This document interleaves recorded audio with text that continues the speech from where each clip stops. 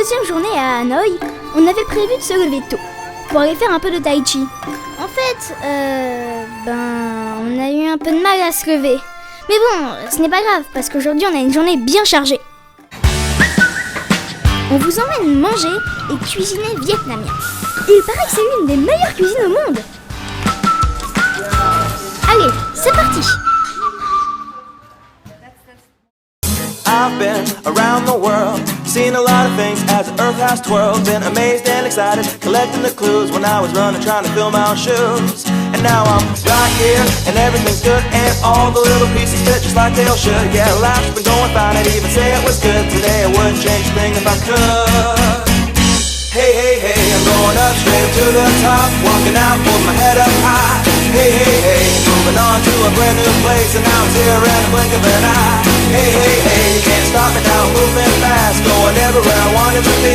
Hey, hey, hey, and now I'm here today, was made for me. Yeah, I was born to be free.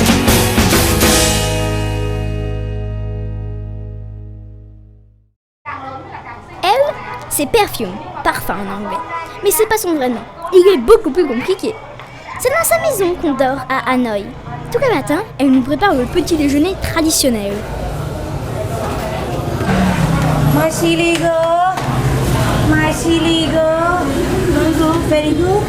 Et ça, c'est vraiment un petit déjeuner vietnamien typique. Il y a des pâtes, de riz, il y a du bœuf, plein d'herbes. Il y a par exemple la ciboulette et du persil.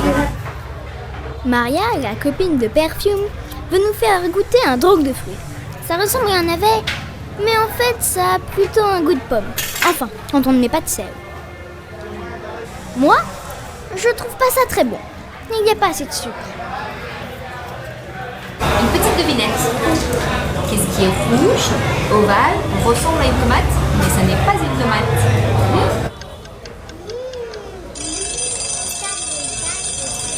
C'est un fruit. Ça ressemble à une nectarine, il y a beaucoup de jus et il le trempe aussi dans le sel.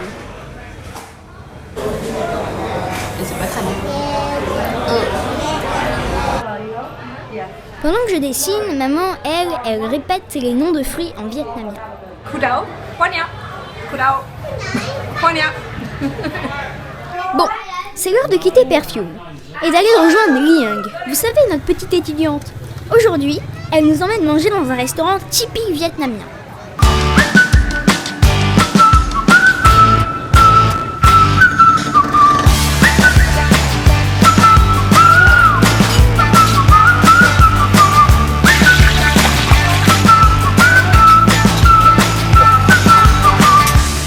Au Vietnam, les cuisines sont souvent ouvertes. On peut même choisir son plat. Des épinards d'eau, des encornets farcis ou même des vers grillés. Beurre. Alors il y a de la viande de porc, il y a du poulet. Qu'est-ce que tu veux manger? Du poulet? Du poulet, ok. Au Vietnam, c'est pas comme chez nous. Il n'y a pas une entrée, un plat et un dessert. Toutes les assiettes sont posées au centre de la table et tout le monde se sert. Papa a dit qu'ici, il vaut mieux être végétarien. On ne sait jamais vraiment quelle viande ni quelle partie du corps on mange. Alors il a commandé des nems aux légumes. Li Young, elle, m'a appris à manger avec des baguettes. Je vous explique. Étape numéro 1. Tu cales la première baguette entre les deux premiers doigts et tu la poses sur le quatrième. Étape numéro 2. Tu tiens la deuxième baguette avec tes autres doigts, comme un stylo. Étape numéro 3. Tu utilises les deux baguettes comme une pince. Et si après 3 essais tu n'arrives toujours pas à manger quelque chose, tu reprends ta fourchette. De toute façon, ça reste toujours aussi bon.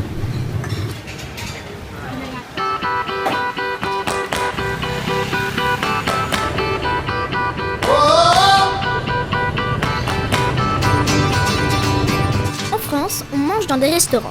Mais au Vietnam, beaucoup de gens mangent dans la rue sur des petites tables bleues en plastique. Il y a aussi des marchands ambulants qui vendent toutes sortes de nourriture. Elle, par exemple, elle a cuisiné du porc, des boyaux, de l'estomac et du foie. Moi, ça ne me donne pas envie. Mais ça doit être bon parce qu'elle a du succès.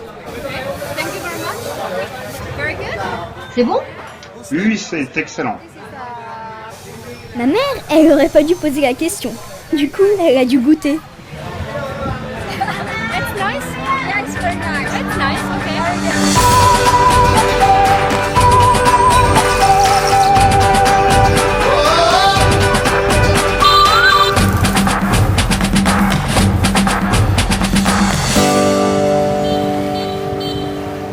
Pour le dessert, Liang nous emmène dans son endroit préféré.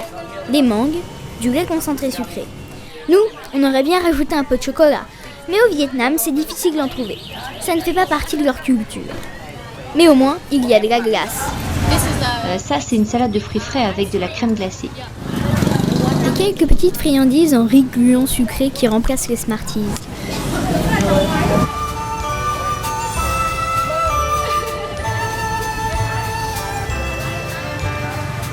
Bon, c'est l'heure de quitter Liang.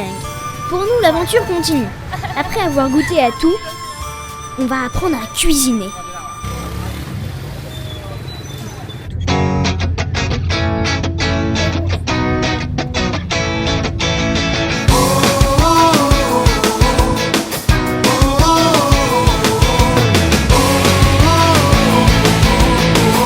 Et avant de faire la cuisine, un petit tour au marché avec le chef.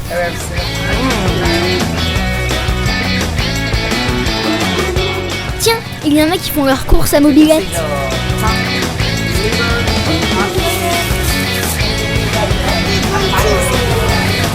Les Vietnamiens mangent vraiment de tout.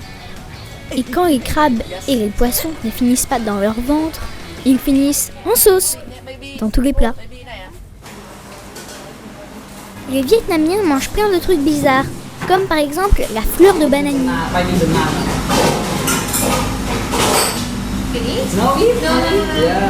Et justement, nous, on va en faire une salade.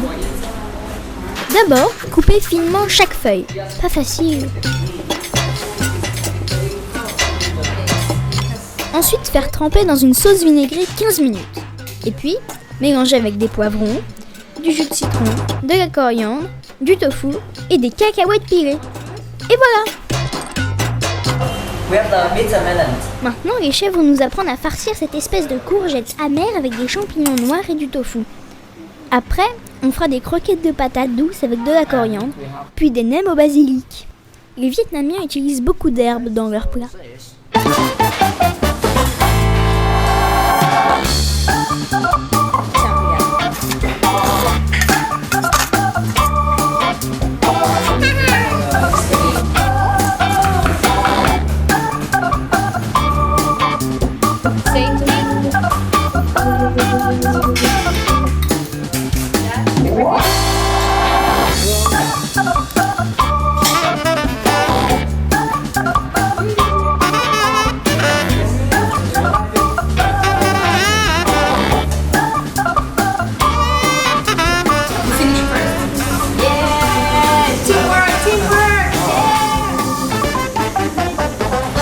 After 3 hours, here we go.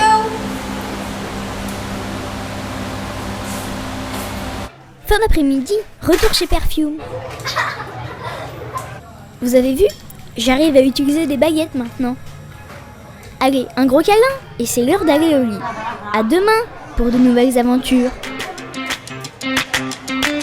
Dans l'épisode 3, on ira faire des massages et du tai chi au bord du lac.